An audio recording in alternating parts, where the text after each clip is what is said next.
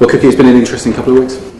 Yeah, it has. It's amazing at the game, what happens in the game of cricket. I've been around for a while now, and nothing really surprises me. Obviously, it was a big shock when we found out the news that Morsey he was no longer going to be our coach. But as players, we've got to, as always, put these things to one side and focus what is important, which is a Test match at Lords.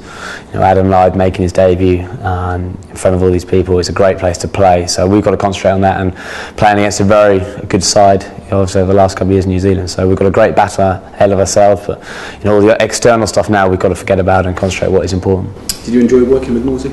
Yeah, I did. As a player, he is the type of coach you like working with in terms of getting the best out of your ability. I saw Joe Root said the same thing. So, it's a real shame for Morsey. But this is what the new management structure's got in place. There's people there to make decisions, ahead of us. I know Straussy, and that decision he would have given a lot of thought to because he thinks it's the best one for English cricket. Clearly tough on Peter, and we wish him all the best. But that is what it is. And as players, we know we have to move on. Obviously, Fabi's going to be looking after the side for the time being. Has the environment changed? Not really, no. It's only just started. Again, a bit of continuity with Fabi there with obviously being Peter's assistant. And it's great having him around.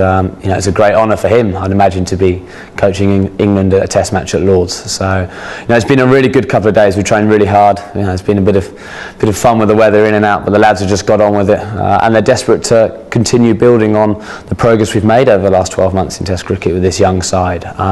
People have have made huge progress with people like Joe Root becoming the Player of the Year, Gary Balance, emerging Cricketer of the Year. Really, now with 1,000 Test runs in under a year, stuff like making huge strides. So I genuinely believe the future is bright for us. We've had to dodge the showers at Lords over the last 2 days. How's prep gone? Yeah, it's been brilliant actually. The guys have really thrown themselves in. It doesn't seem like that long ago we were in Barbados in the heat, and now we're kind of running in the indoor school. In different conditions, so that's going to be a big challenge, adjusting to those conditions. I know there are home conditions, but they're very different to West Indies. But the lads have been brilliant actually. There's a real good vibe, and watching Lyde go about his business, watching him approaching his first Test match, I think that's got all the excitement in the group. So it's been brilliant, and I know the lads are just cracking. Can't wait to get on. Another opening partner for you. Is he good enough to step up to the mark, do you think? Absolutely he is. His record over the last 3 or 4 years has been fantastic. So, a huge part of Yorkshire's success.